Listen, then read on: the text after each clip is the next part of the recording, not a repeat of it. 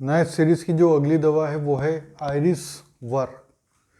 तो आयरिस वर्सिकुलार जो है, मतलब ज़्यादातर तो हम लोग हेडेक में जानते ही हैं कि हेडेक बेटर बाय वोमिटिंग। तो इसके जो बाकी जो कैरेक्टरिस्टिक सिम्टम वो है burning of mouth, tongue, throat, chest, सीने में, और यहाँ से जो जलन होती है वो पेट में चली जाती है।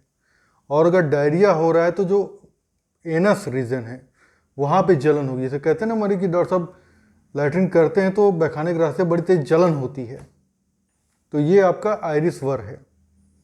इसकी जो उल्टी होती है काली बाइक्रोम की तरह, स्ट्रिंजी, चिपचिपी टाइप की, ग्लेरी, रोपी म्यूकस रहता है,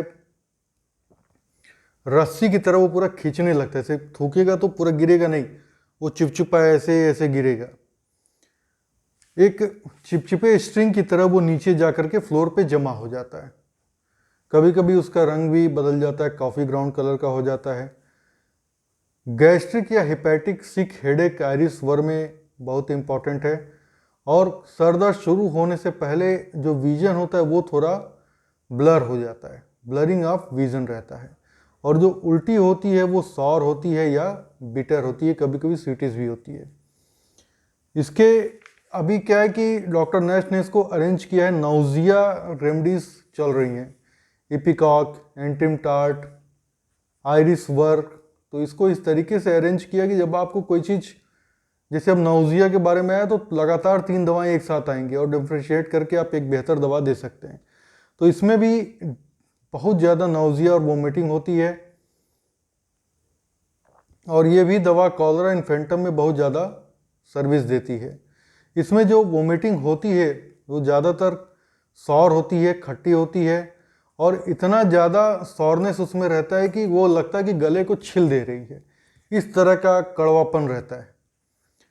जो गैस्ट्रिक ट्रबल होते हैं इस रेमडी में, वो ज़्यादातर उसके साथ जीभ में जलन रहती है, गले में जलन रहती है, ओसोफेगस में जलन रहती है, और वो जलन स्टमक पेट तक जाती है।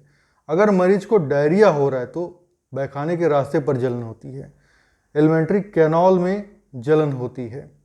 ये इसका बहुत कैरेक्टरिस्टिक सिम्टम है।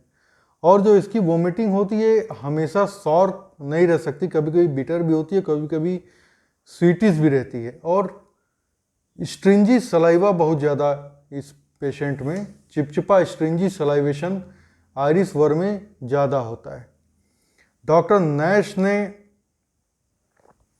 इसमें एक केस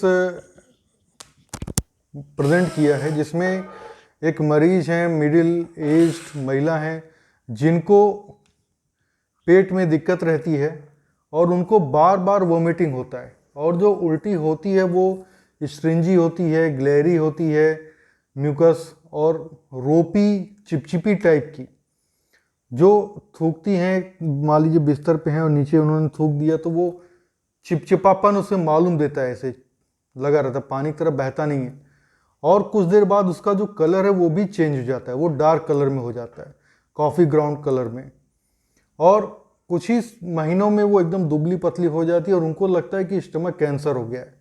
तो उन्होंने अपने घर के लोगों को बुलाया, अपने घर को पूरा अरेंज कर दिया, और जो भी बांटना उठना जो होता है प्रक्रिया वो सब कर दिया कि अब मैं मरने वाली हूँ।